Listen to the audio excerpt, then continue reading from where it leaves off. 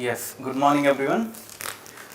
Okay, so 26th April 2022, let's see which are the important articles from today's The Hindu newspaper. Okay, so we have enlisted them. First of all, we'll try to find out the relevance of these articles to our syllabus, our examination. Look at the first page, the important developments.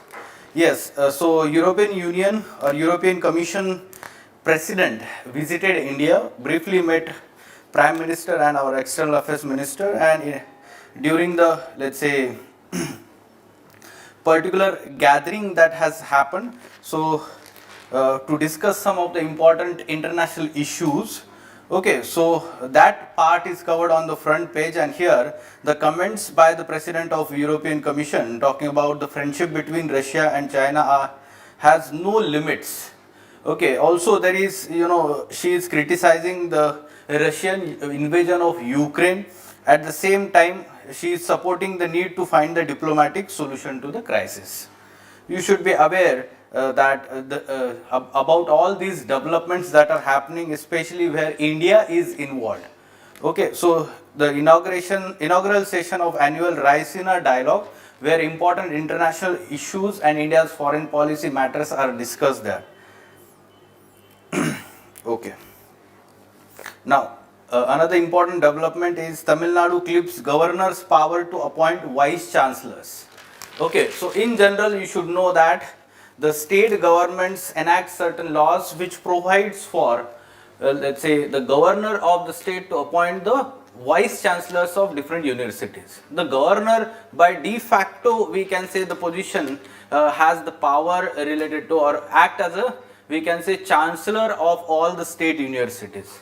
And some of the states provides for power of appointing the vice chancellors, like this Tamil Nadu government. But now the Tamil Nadu government has come up with one particular law which now clips the governor's power to appoint vice chancellors of state universities. Okay, so we'll find out we'll have the follow up on this development later on. Now moving on. Yes. Now come to page number 6, editorial page. On left hand side, the editorial, data interrupted. The article is having the context that recently government announced it will resume the All India Household Consumer Expenditure Survey by NSO, National Statistical Office, under Ministry of Statistics and Program Implementation. Okay, so this is good development from economy as well as, we can say, governance, public policy making perspective, because such kind of surveys, they provide important inputs for policy formulation, especially poverty estimation and revision of the base year for the GDP calculations. All these things are very important from economy perspective as well as GS2 paper polity part. So the context is that one. We'll try to understand what is given in this article. Fine, other articles, they are not that much important, but on page number 8, the quarrel over Kuril Islands. So yes, in the previous week we talked about this development that is happening.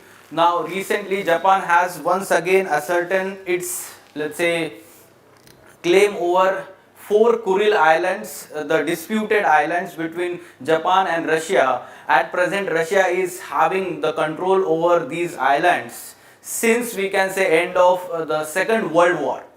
Okay, तो वहाँ से उस time से अभी तो उनका dominance है, but the Japan has been claiming these islands for long time, and now the debate has once again revived over this dispute here. So from geography perspective also, location of these Kuril Islands, these Kuril Islands separates which particular, oceans, ये or seas, ये सारी चीजें हमें geography perspective prelims से भी देखना है. Okay? Yes. Now on page number 9, from archives, a docket full of unresolved constitutional cases. So you should know that there are several important cases still pending before the Supreme Court. Supreme Court has not heard these cases. Like for example, recently it is in news related to, we can say, reorganization of Jammu and Kashmir and removal of separate special status of Jammu and Kashmir under Indian Constitution. That case is, or please before the Supreme Court still pending. The case related to, we can say, the political funding or the specific, we can say, electoral bond scheme, right? So that particular final judgment is still pending.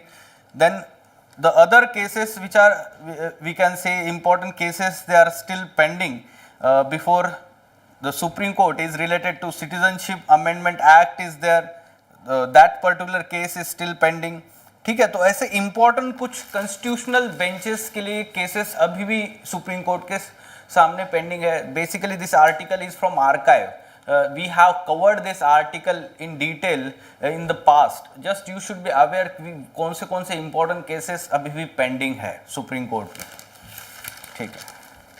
Now important concept from economy perspective on page number 9, cost disease or Baumel's cost disease.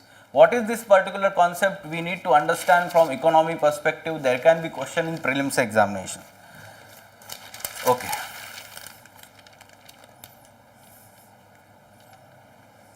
Yes, on page number 10, India Repressed Critical Voices report. Now this report is by United States Commission on International Religious Freedom. Now every year this particular commission of United States, they release that report, and since last, continuously 3 years, India has been given the status of, this country of particular concern.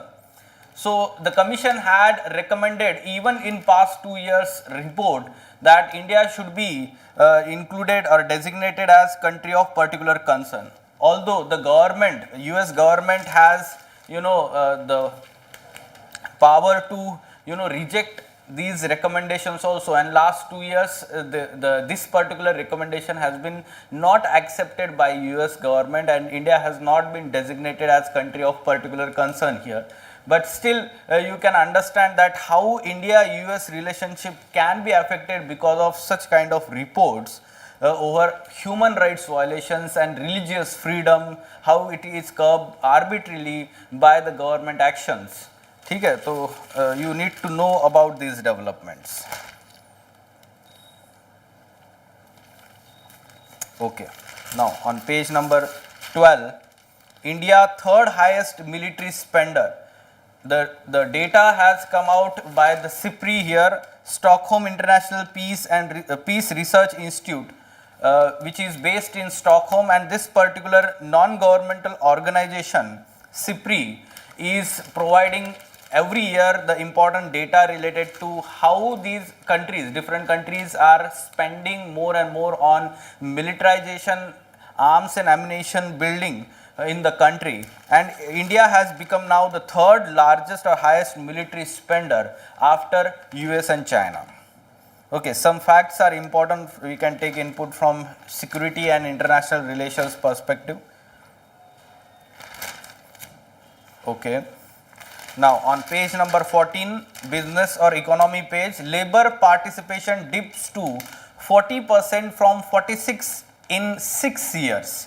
From 2016-17, the data has been compared with 2021-22.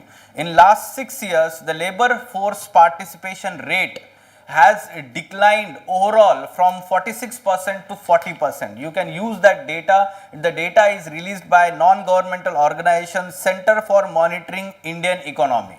From time to time, this NGO, non-governmental organization, provides data for policy makers as well as private companies, and this particular data also talks about labor force participation among the women, which has also declined from 15% to 9.2%.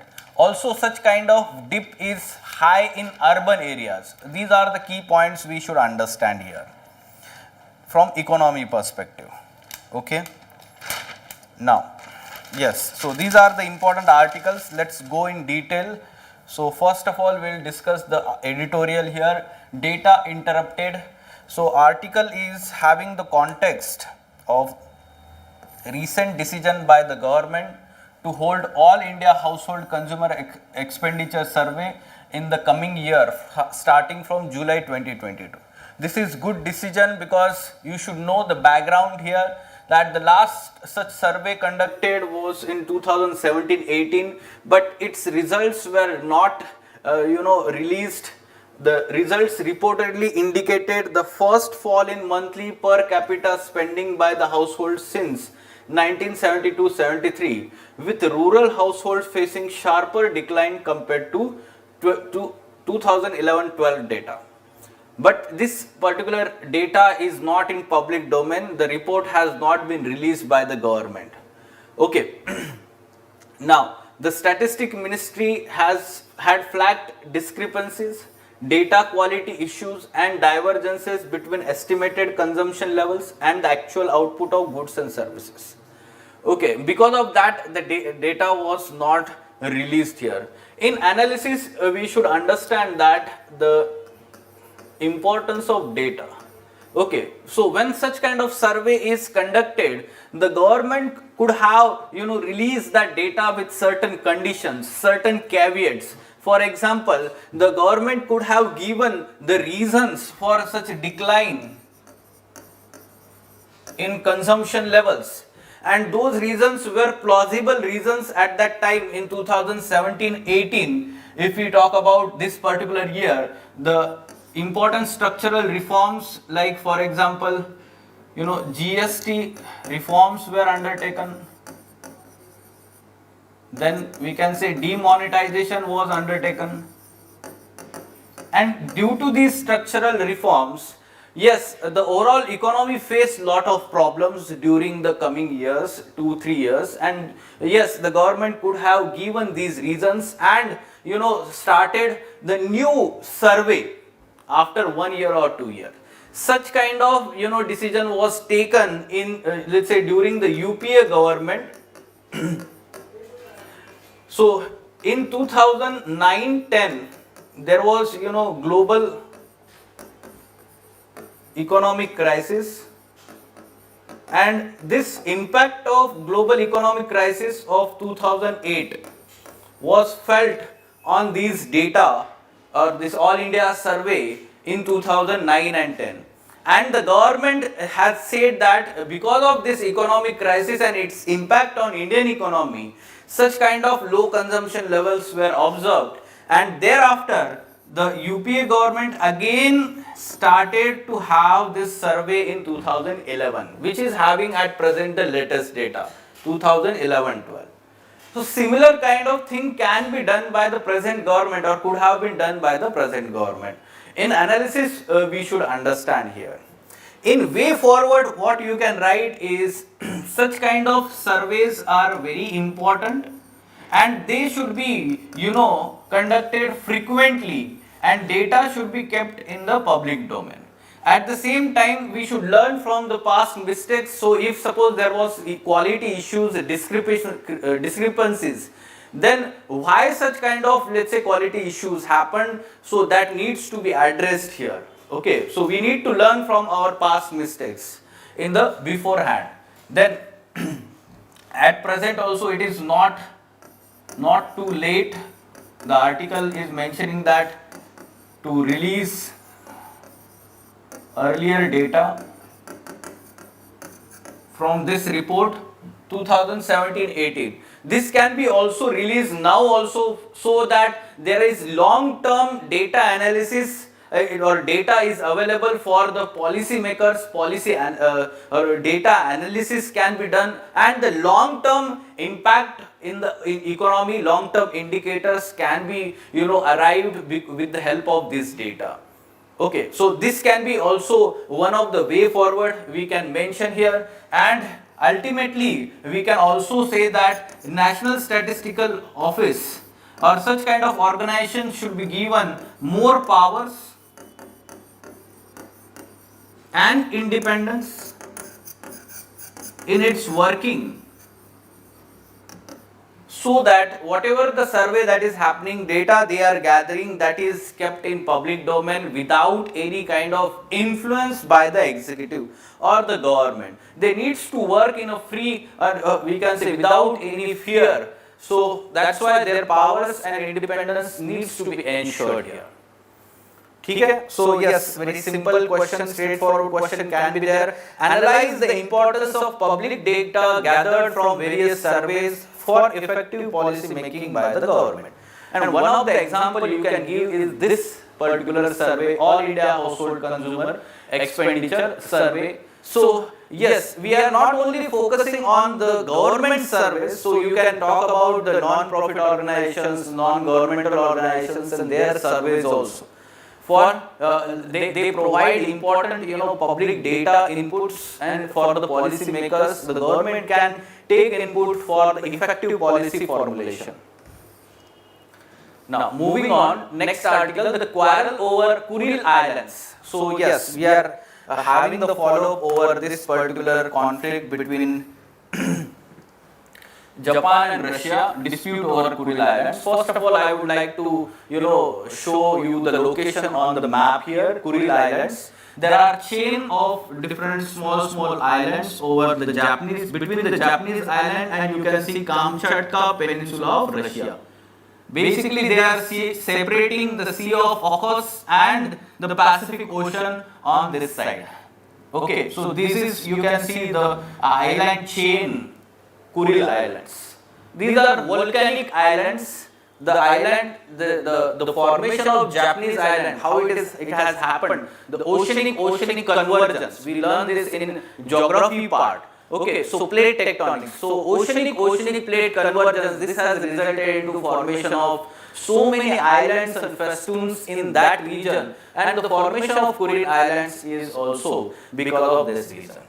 Fine. So geography आपको ये पता होना चाहिए. Northernmost island of Japan, Hokkaido, and there you can see the location of 4 these Kuril Islands over which the dispute is there. Which are the name? Iturup, Kunashir, these are the larger ones, and Shikoton and Hobamai Islands, these are the smaller ones. So the dispute is over these 4 islands of the Kuril Islands group. Okay, now another important location you should know, this Sakhalin Island, one of the important main island of Russia. Here we can say in connection with Japan, Sakhalin Island. Fine. So from geography perspective, this is sufficient. Now you have understood this. What are Kuril Islands and Northern Territories? See, they are called as Northern Territories by the Japan.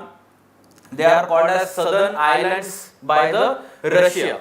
Now we should know, let's say, background, what lies behind the dispute. And here itself you can see the origin of the dispute, history of the dispute. Yes, in 1855, the Treaty of Shimoda gives southern Kurils to Japan and rest of the island chain to Russia. So you can see here southern islands, these 4 islands to Japan and remaining to Russia. Sakhalin Island to be under joint administration. So you can see here 1985 situation. So these yellow color are territory of Japan, blue color or grey color is of Russia, and this is jointly, the Sakhalin Island is joint territory, joint administration of both countries. This is situation in 1855. Now situation changes in 1875 with Treaty of St. Petersburg. Basically it cedes all Kuril Islands to Japan in exchange of Russian jurisdiction over Sakhalin. So now this is changing situation. You can see that all Kuril Islands, this complete chain is under the Japan administration. In exchange, Japan gives territory of this island, Sakhalin Island, to Russia. Now what happens in 1905? There was Russia-Japan war and Japan defeats Russia. After Russia's defeat in this Russo-Japanese war, Japan gains control over southern Sakhalin. तो ये Sakhalin Island का southern part जो है उसका control ले लेता है. In addition to all Kuril Islands. In addition to all Kuril Islands. Now what happens during the Second World War? In 1945, Soviet Union occupies the entire Kuril chain and the southern Sakhalin after declaring war on Japan during the final days of World War. तो जो world war 2 जब खत्म होता है तो सारा जो Kuril islands है और Sakhalin islands Russia gains the capture. Okay, so this is how the evolution of the conflict is there. What about, let's say, attempts at the resolution of this conflict? So some of the attempts have been done. In 1951, Japan renounces claim to Kurils in Treaty of San Francisco signed between Japan and Allied powers.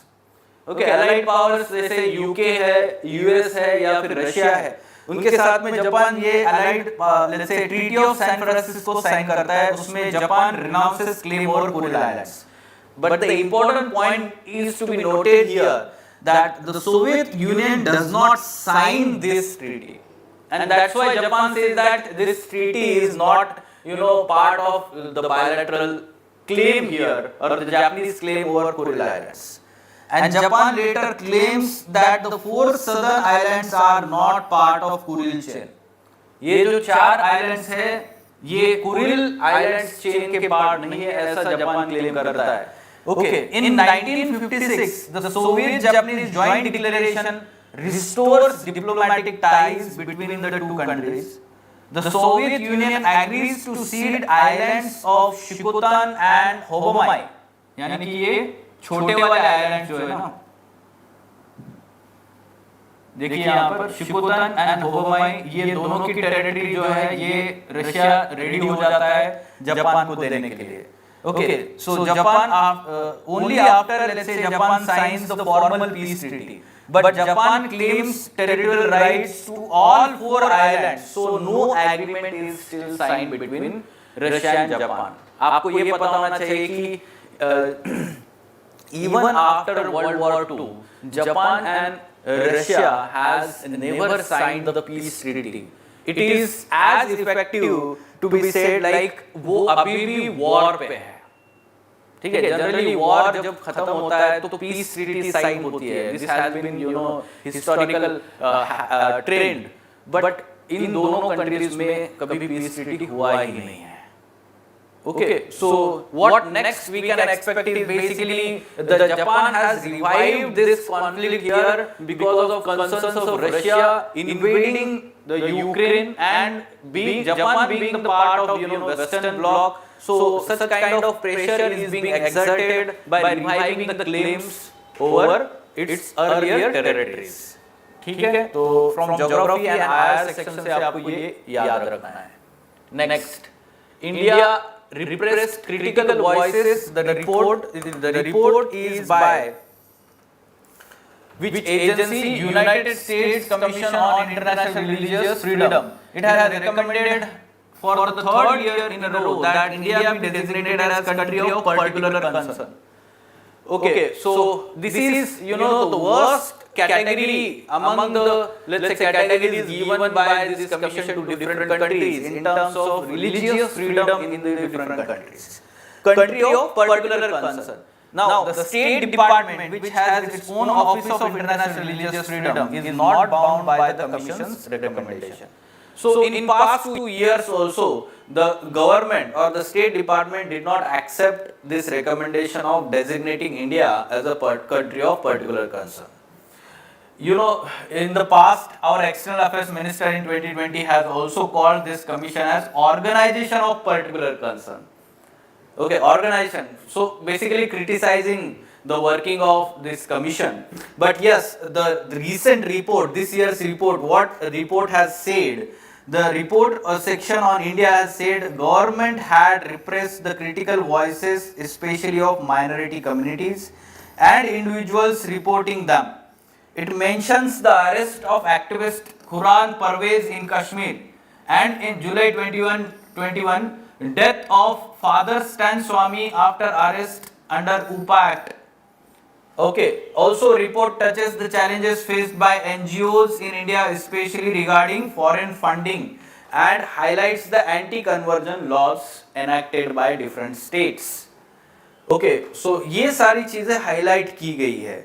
Also, you should know that recently there were 2+2 talks between the representatives, ministers of 2 countries, and during that particular discussion, the human rights violation or religious freedom aspect was not highlighted to that extent by the US representatives.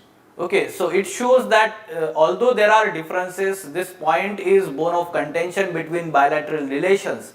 But yes, the representatives from both sides, they are trying to resolve the issues bilaterally, mutually, and in an indoor manner, in a diplomatic level, we can say.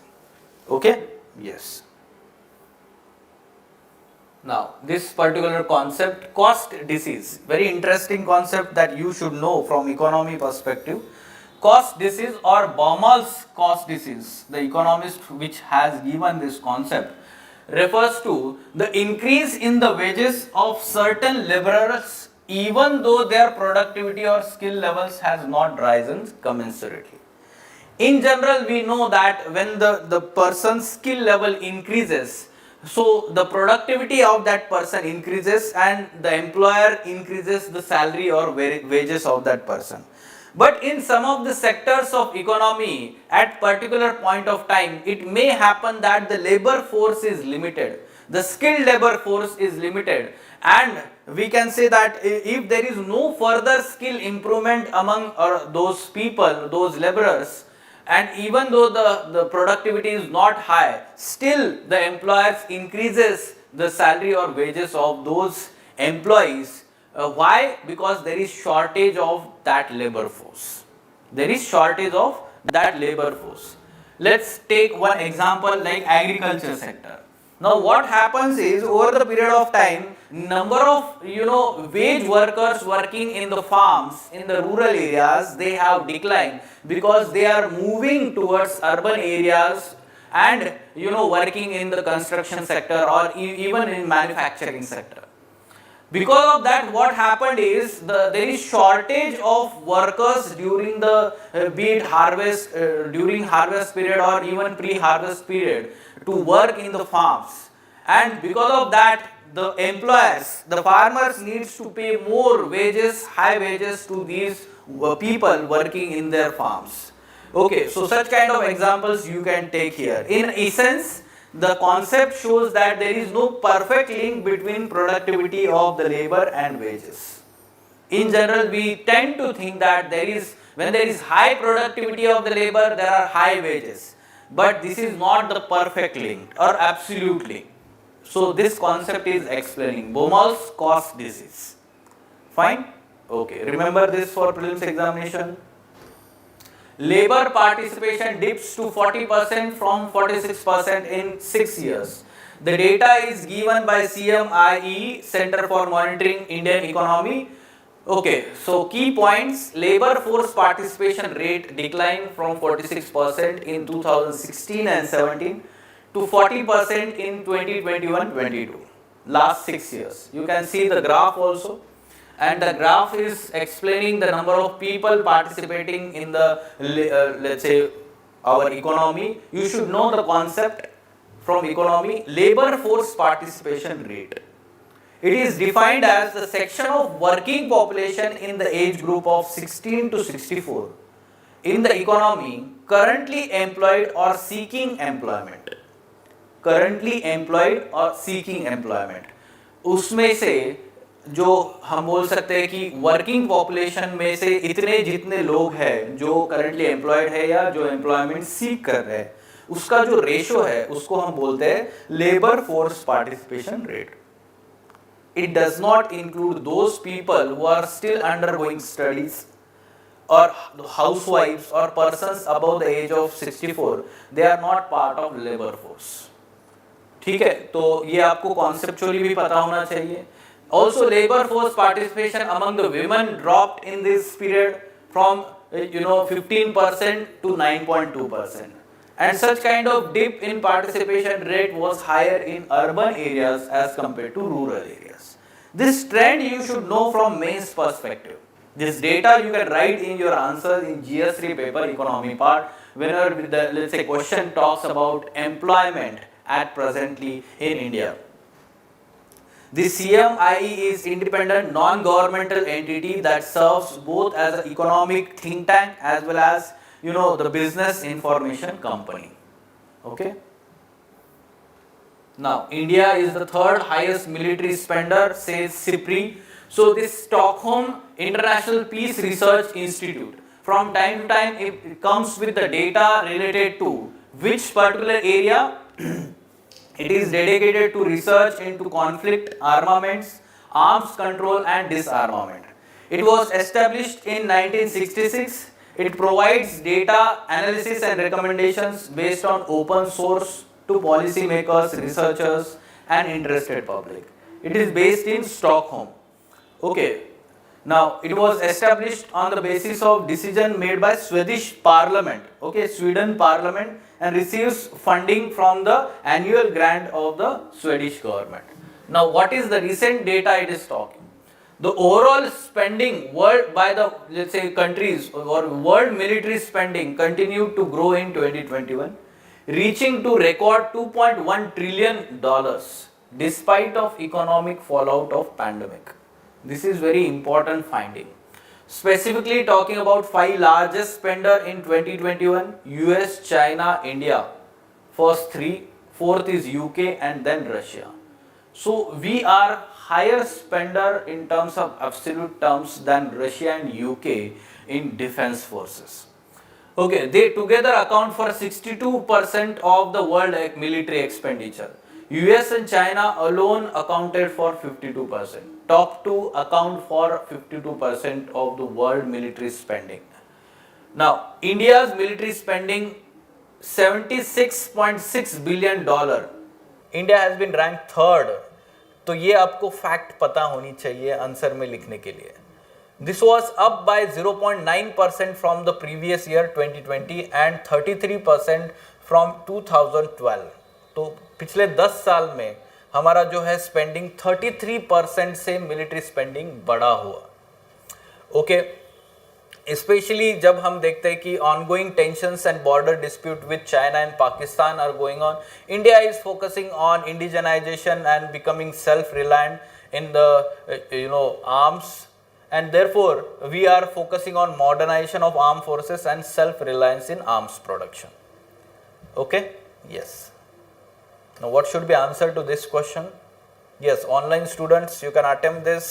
You can write there in the comment box quickly.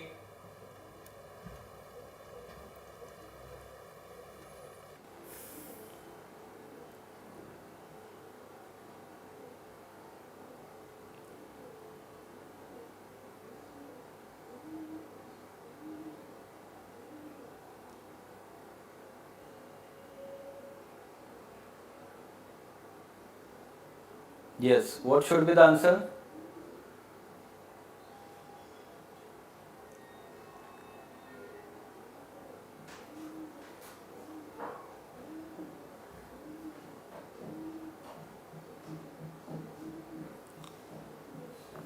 Yes.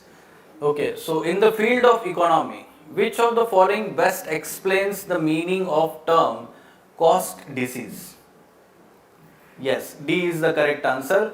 Okay, so look at the options here. If suppose you do not know the concept, how UPSC may confuse you, because many of these options, they look, let's say, like related to cost of the product or cost of the good, and you may get confused here. Okay, so that's why you should know exactly the answer. Just now we understood the concept here. Cost disease is basically increase in the wages of certain laborers, even though their productivity or skill level has not risen commensurately. Okay, so yes, D is the correct answer here. One more question is there. What should be answer to this?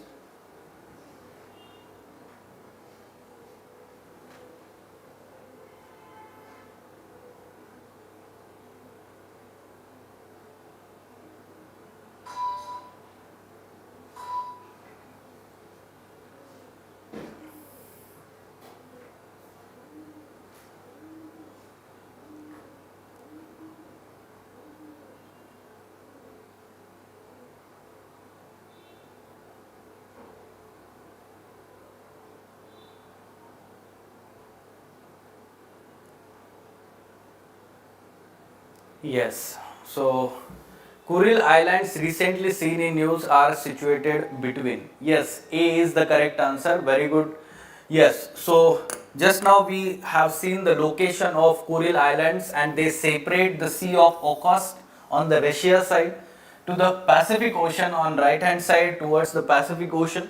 Right, you should remember exactly, because there are so many marginal seas of Pacific Ocean in the western side of the Pacific Ocean, northwestern side, especially along the coast of Japan, China and Russia, and therefore you should know exactly the location, especially the places which are in news. Now this Kuril Islands is in news. UPSC may not ask from the political or IR perspective, but it will ask the question from geography perspective. Okay, so Sea of Okhotsk and Pacific Ocean, this is the correct answer, A. Yes, fine. Any question from your side, or else we can stop. Yes, also students, you should know that we are starting with geography optional paper, optional we can say test series after prelims examination. Immediately after prelims examination, there will be total 10 tests. The sectional tests are so devised where the difficult part, that is physical geography, each chapter in the physical geography in paper 1 like geomorphology, climatology, they are given the special importance, and to understand and to deal with more and more questions from those part of our syllabus, and there will be detailed explanation in the classroom discussions. Also we are providing model answers. The questions will be devised in so manner after analyzing the previous year question, understanding the trend, and then we will try to frame the questions. We will try to understand the explanation in the classroom. One-to-one, let's say, interaction will be also there with the faculty. Okay, so yes, if you are interested, you can contact Lukmaan IAS, you can join the test series. Fine. Okay, then we will stop. Thank you.